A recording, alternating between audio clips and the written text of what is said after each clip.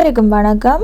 Simple past tense எளிய இறந்த காலம். இந்த எளிய இறந்த கால பாடங்களானது ஆரம்ப நிலையில் ஆங்கிலம் கற்பவர்களுக்கு மாத்திரம் உருவாக்கப்பட்டுள்ளது. அதனால் லெவல் 1 என்று போட்டிருக்கிறேன்.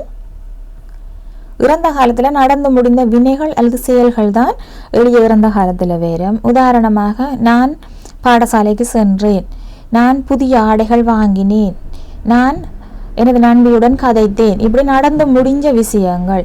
செயல்கள் என்றால் கதைக்கிறது, சிரிக்கிறது, ஆடுறது, பாடுறது, நடக்கிறது, நித்திர கொள்வது எல்லாம் செயல்கள் அல்லது வினைகளாக வரும். எழுவாய், வினை, இந்த ரெண்டும் சேர்ந்த சில வசனங்களை நான் இதில் தந்திருக்கிறேன் பாருங்கோ. எழுவாய் என்று சொன்னால் பெயர் சொற்களாக வரும், வினைகள் செயல்களாக வரும். எழுவாயில் நான் என்று தந்திருக்கிறேன். நான் சாப்பிட்டேன் என்றா ஐ ஏட் என்று வரும்.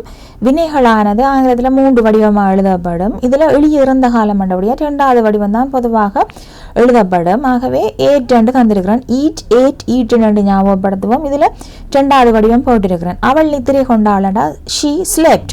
ஸ்லீப் அண்டா நித்திரை கொள்ளுதல், 2வது வடிவம் ஸ்லெப்ட். அவர்கள் ஓடினார்கள் என்றா தே ரேன்.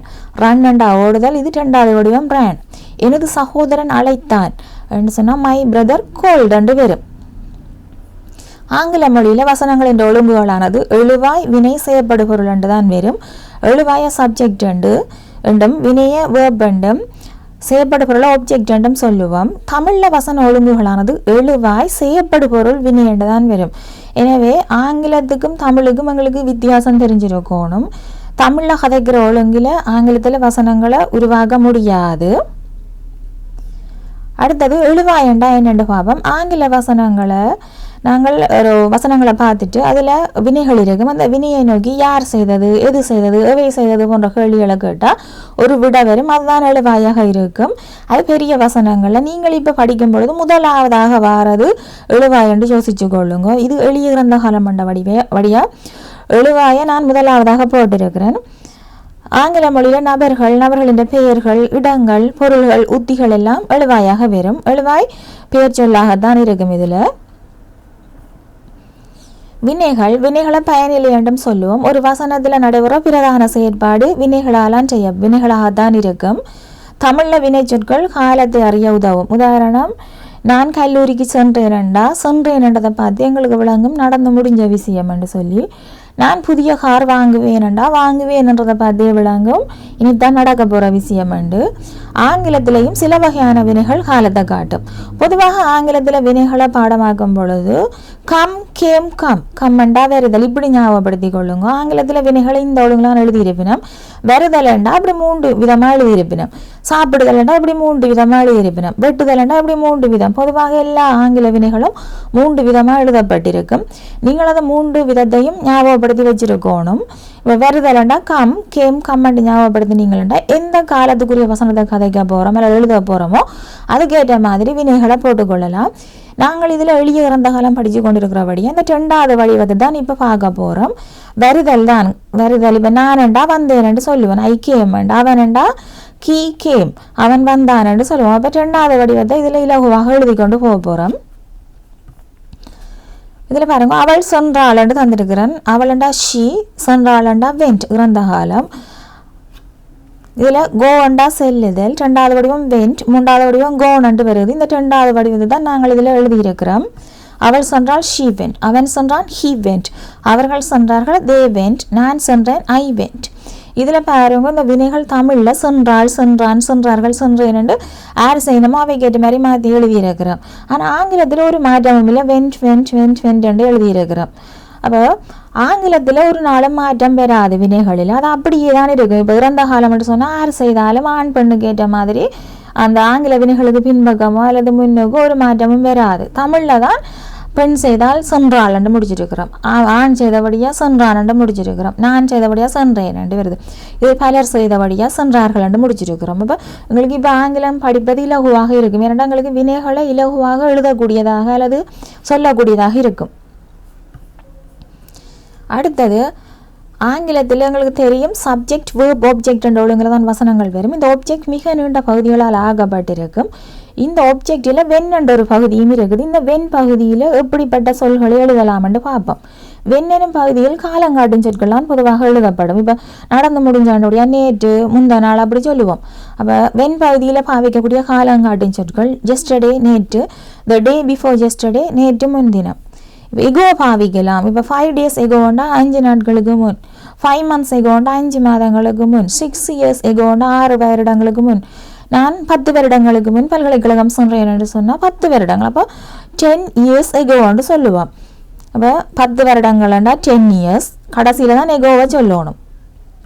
லாஸ்ட் பாவிக்கிறத பார்ப்போம். கடந்த வருடம்ண்டா லாஸ்ட் இயர், கடந்த மாதம்ண்டா லாஸ்ட் மந்த், கடந்த வாரம் லாஸ்ட் வீக், கடந்த மார்கழி லாஸ்ட் டிசம்பர், அதை மாதிரி கடந்த ஜனவரிண்டா லாஸ்ட் ஜனவரி என்று சொல்லுவோம். ஒன் பாவிக்கிறத பற்றி பார்ப்போம். ஒன்னானது நாள்களுக்கு முன் பாவிக்கப்படும். ஒன் மண்டேண்டா திங்கட்கிழமை, நான் திங்கட்கிழமை இங்கே வந்தேன்டா I came here on Monday என்று சொல்லுவோம்.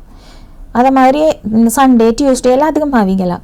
திஸ் அண்டா இந்த, திஸ் மார்னிங்கண்டா இந்த இப்போ கடந்து போன காலமேண்டு என்ற அர்த்தத்தில் இந்த காலமேண்டு. இப்போ பொதுவாக பின்னேறம் கூட நாங்கள் சொல்லுவோம்.